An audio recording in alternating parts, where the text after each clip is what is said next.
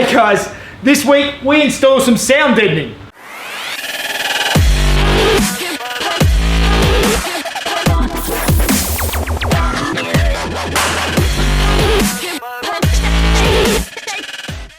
Alright guys, before I started just getting stuck into doing the sound deadening, I thought I would share a bit of research that I've been doing. Now, I am far from a sound deadening expert, but I've been doing a fair bit of research from people who are much smarter than me, and what I've come to learn is that the old method which I was going to do of basically just covering the entire vehicle in Dynamat or something similar is not really going to help you that much. But basically the school of thought is it's a three-stage process to sound deaden a car.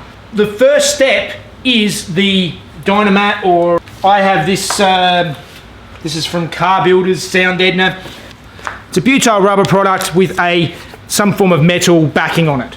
Imagine this whiteboard is a panel of the car. Basically what the thoughts are is, instead of just smothering this whole thing in this stuff, you only actually have to cover 25 to 40% of this panel nearer the center of the panel to absorb the vibrations, because all this stuff does is takes the resonance out of a big flat panel. So a big panel like this in a car is going to be very drummy, so you want to try and take that resonance out of that panel. So the way to place the first layer would be by basically just putting pieces, something like that sort of size, covering the panel like that, will absorb enough. Most of us, even if we're interested in four drives or whatever, still want the most performance out of a car we can, which means keeping it light. Now, I want this car to be light and fun, but I also want it to be as quiet as I can. So there's a bit of a toss-up here, and why smother it in lots of stuff? It's going to cost you more money, take you more time to put it in, and it's not really going to do a lot more, so it's just adding weight to the car. Alright, so we've covered step one. Now step two and step three work together, and this is what I've just recently been learning about how to sound deaden the car properly. Your first layer is your rubber panels like we discussed. This next layer is a close coupled foam, which doesn't really sound deaden much in itself. What it is doing is it's separating the third layer, the mass loaded vinyl, from sitting on and vibrating with any other part of the vehicle. And this is a big, heavy, limp layer that absorbs any noise. This stuff, unfortunately, is heavy. From what I gather, that's basically the point. It needs to be heavy to absorb the noise. Now, this stuff is about 5 kilograms per square meter.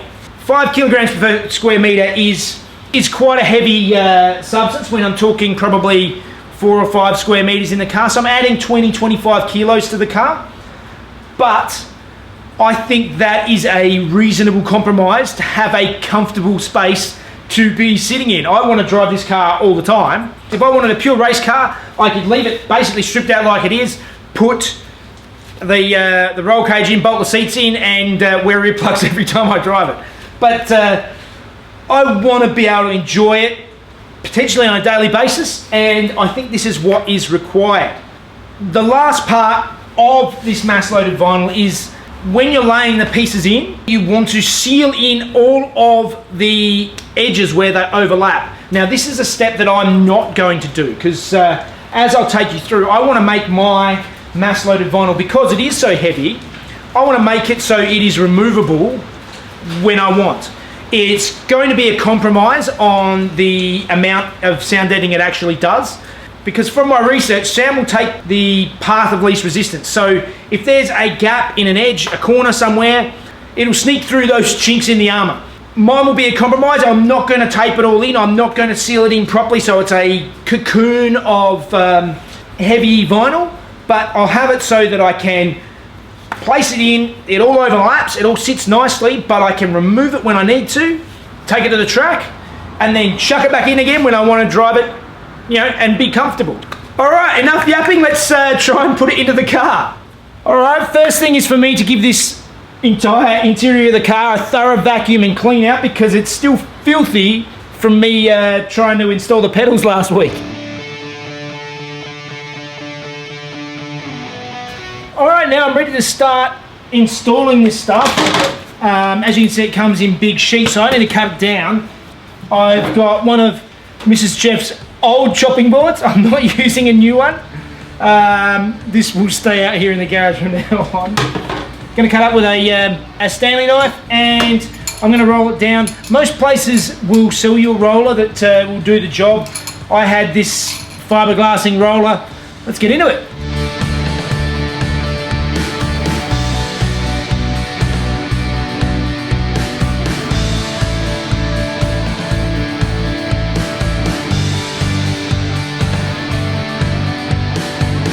Alright, so the first step of the sound deadening is done, but for the next step, what I'm planning on doing is following a similar design to the original carpet, which means taking this mess of stuff I've got sitting here and first of all trying to reinstall it in the car.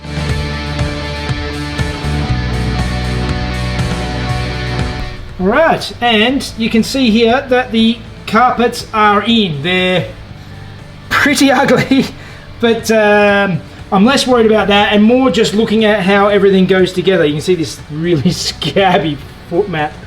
Now it's time to start working out the patterns for my mass-loaded vinyl pieces.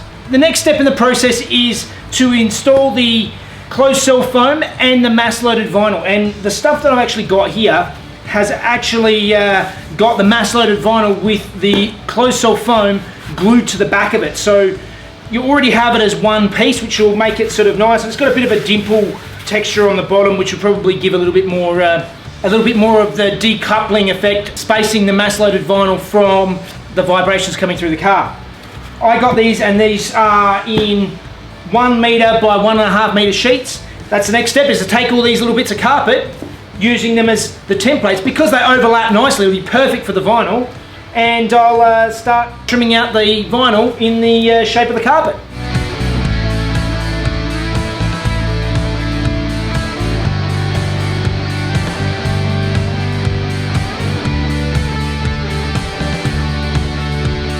Everything is placed into the car quite nicely. It's sort of covering the areas it needs to cover.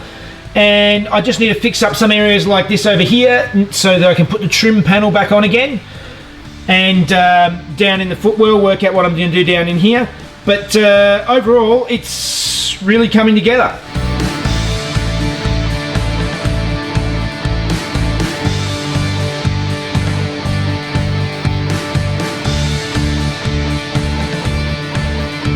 Alright, I'm pretty happy with how that's all come out. Now, if you were going to do this properly, you should basically have everything covered in the mass-loaded vinyl and make sure that all the edges are overlapped and taped. Tape them all down, tape them all together so you get a solid seal. Oh, flows down.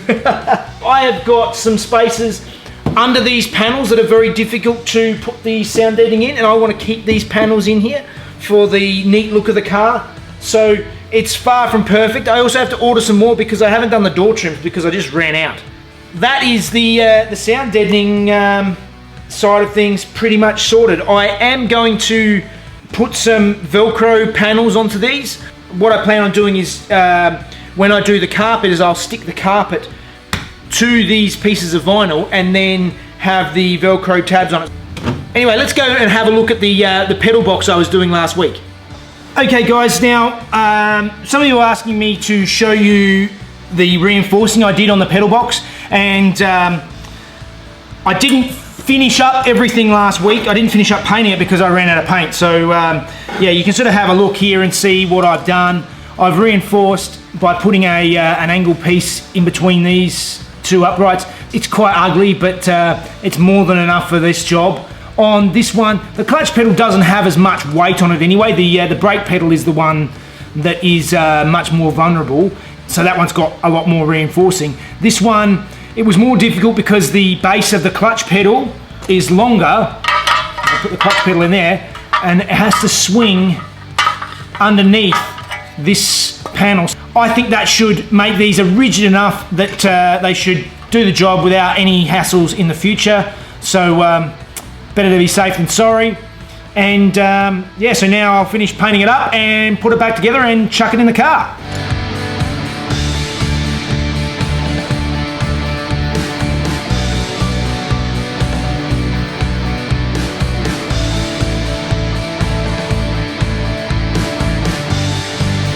I thought I'd just come and have a look and see how well the seat fit in with the roll cage. The roll cage sits in with the headliner quite nicely, and also where the mounting points are for the roll cage. I've just cut them in nicely, and everything is it's a nice snug fit with the thickness of this sound deadener, but it all works quite nicely. Overall, I'm pretty happy with the results. The sound deadening looks pretty decent, and that must mean it's time for fun facts with Mrs. Jeff.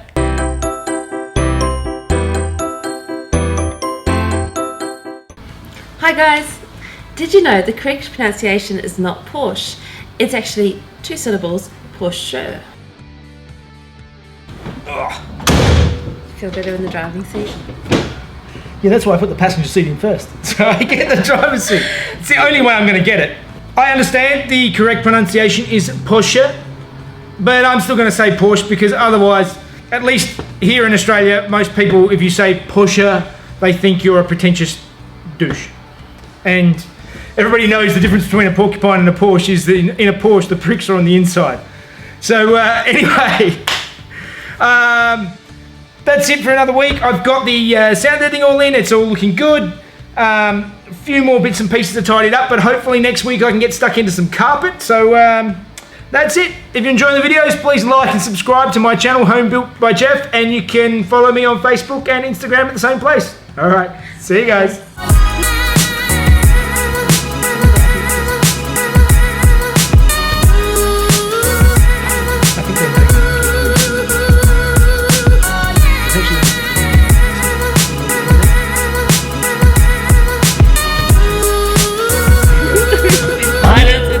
Spiders.